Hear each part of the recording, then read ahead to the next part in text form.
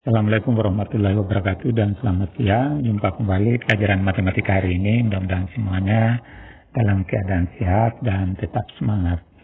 Pertemuan kali ini kita akan bahas tentang lanjutan bab 4 yaitu bangun ruang di bagian C dan bagian D. Bagian C ini adalah 5 segi 4 dan D adalah prisma segitiga.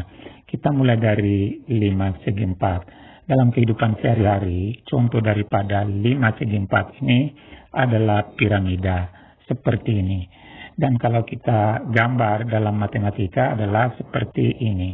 Ini adalah 5 segi 4 T, A, B, C, D. Pemberian nama 5 tergantung daripada alasnya. Kalau alasnya segi 4, maka namanya 5 segi 4. Kalau alasnya segi 3, maka namanya 5 segitiga. Maka alasnya belah ketupat, maka limasnya kita sebut dengan limas belah ketupat. Begitulah cara pemberian nama limas. Kemudian pemberian nama huruf selalu di bagian atas ini biasanya kita menggunakan huruf T. Sedangkan di bagian alas kita menggunakan 4 huruf besar. Kemudian sisi-sisinya kita mulai sebut dengan sisi alas yaitu A, B, C, D. Lalu sisi tegak bagian depan yaitu A, B, T. Sisi bagian belakang C, D, T. Lalu sisi bagian kanan B, C, T. Sisi bagian kiri A, D, T. Jadi banyaknya ada 5. Sekarang rusuk-rusuknya. Rusuk-rusuknya kita mulai rusuk AB, BC, CD, dan DA. Lalu yang tegak, rusuk yang tegak, AT, BT, CT, dan DT. Jadi banyaknya rusuknya ada 8. Titik sudutnya ada 5, yaitu titik sudut A, titik sudut B, titik sudut C, D, dan titik sudut T. Lalu terakhir adalah diagonal sisi. Jadi diagonal sisi itu menghubungkan sudut A ke C. Jadi ini namanya diagonal sisi AC dan BD. Jadi banyaknya diagonal sisi atau diagonal bidang ada 2. Komponen-komponen atau bagian-bagian daripada 5 segi 4 ini juga merupakan sifat-sifat daripada 5 segi 4. Jadi kalau ada pertanyaan, tuliskan sifat-sifat 5 segi 4, maka jawabannya adalah terdiri atas 8 rusuk, 5 sisi, 5 titik sudut, dan 2 diagonal sisi. Sekarang pindah pada bagian asik mencoba. Jadi ini dikerjakan di buku tugasnya asik mencoba ini, dan saya di sini hanya menjelaskan cara menggambar YZ. 5 TC X Y Z. Nah, sekarang caranya pertama-tama kita buat sisi bagian depan.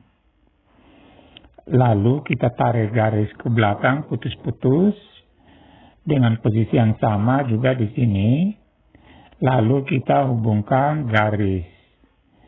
Lalu kita hubungkan dari titik atas ke bawah putus-putus. Kemudian ini garis lurus. Sehingga terbentuklah 5 segi 4. V, X, Y, Z. T-nya di atas. Nah, begitulah cara menggambar, dan sebaiknya menggunakan mistar supaya gambarnya lebih bagus. Dan pertanyaan-pertanyaan lainnya kita jawab di buku tugas. Selanjutnya bagian D. Prisma segitiga. Dalam kehidupan sehari-hari, contoh prisma segitiga ini adalah tenda pramuka seperti yang terlihat karena kebiru-biruan ini.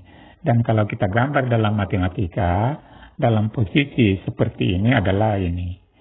Jadi kita gambar seperti tenda di atas, dan untuk lebih memudahkan membahas bagian-bagian sisi diagonal dan titik sudutnya, maka sebaiknya kita kasih berdiri sehingga bentuknya seperti ini. Dan kita namai 5 A, B, C, D, E, F. Jadi ada 6 huruf besar. Pemberian nama prisma juga tergantung alasnya. Kalau alasnya berbentuk segitiga, maka namanya prisma segitiga. Kalau alasnya berbentuk segi empat, maka kita namai prisma segi empat. Sekarang kita pindah pada rusuk-rusuknya, yaitu mulai dari rusuk AB, BC, CA, kemudian DE, EF, FD. Sesudah alas dan tutup, kita pindah bagian depan, sisi depan AB, E, D. Sisi bagian kanan BC, F, E. Sisi bagian kiri AC, F, D.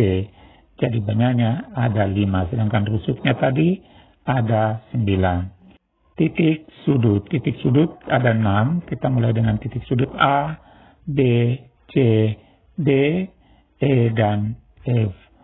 Diagonal sisinya ada 6 juga, mulai dari diagonal sisi bagian depan AF, B, D.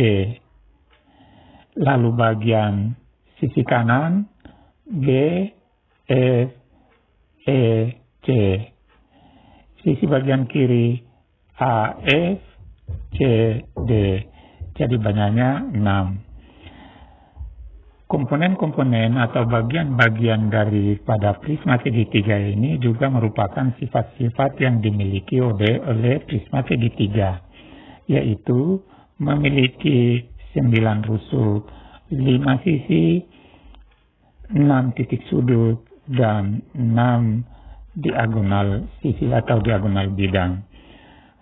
Berikutnya, kita mengerjakan soal asik mencoba. Ini terdiri atas 2 nomor, dikerjakan dalam buku PR-nya masing-masing.